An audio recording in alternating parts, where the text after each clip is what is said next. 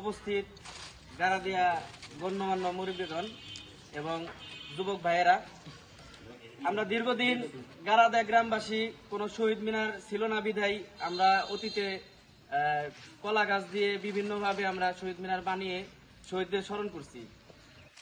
ইনশাল্লাহ এবারের মতো প্রতি বছরই আমরা এই সরকারি গারাদিয়া সরকারি প্রাথমিক বিদ্যালয়ে আমরা শহীদ মিনারে ফুল দিলাম।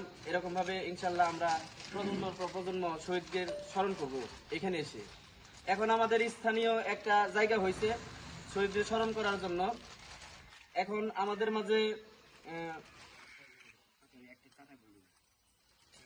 মাঝে উপস্থিত আছেন সিংহের উপজেলা বিএনপির সিনিয়র সহসভাপতি সাবেক ডাক্তার শফিউদ্দিন খান। তাকে দিক নির্দেশনামূলক কিছু বলার জন্য অনুরোধ করছি। বিসমিল্লাহির রহমানির রহিম। উপস্থিত গারাদিয়া গ্রামের যুবক ছাত্র আসসালামু আলাইকুম।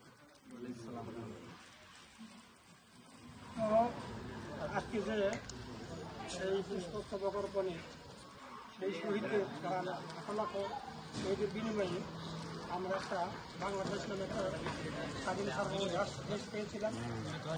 সেই শহীদদের প্রতি গভীর শ্রদ্ধা এবং তাদের রুহের মাগফিরাত কামনা করছি।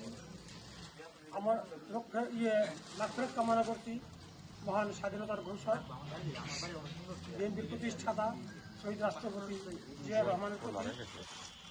পরবর্তী পর্যায়ে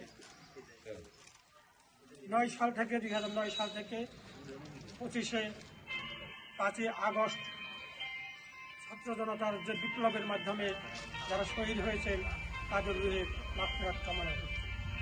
আমি সংক্ষিপ্ত আকারে এই নতুন প্রজন্ম যারা 9 সাল থেকে 5ই আগস্ট 2024 অবলোকন করেছে বা প্রত্যক্ষ করেছে, আমি 72 থেকে 75 15 আগস্ট পর্যন্ত কিছু একটু আমি ইতিহাস তোমাদেরকে একটু অবগত করাই।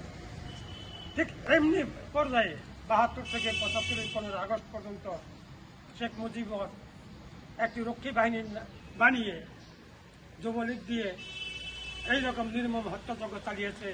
সেখানে অনেক উদীয়মান নেতা তাদেরকে হত্যা করা হয়েছে। আমাদের সন্নিকটে হাটিপাড়া ইউনিয়নের বর্ণী গ্রামের একজন উদীয়মান নেতা ছিল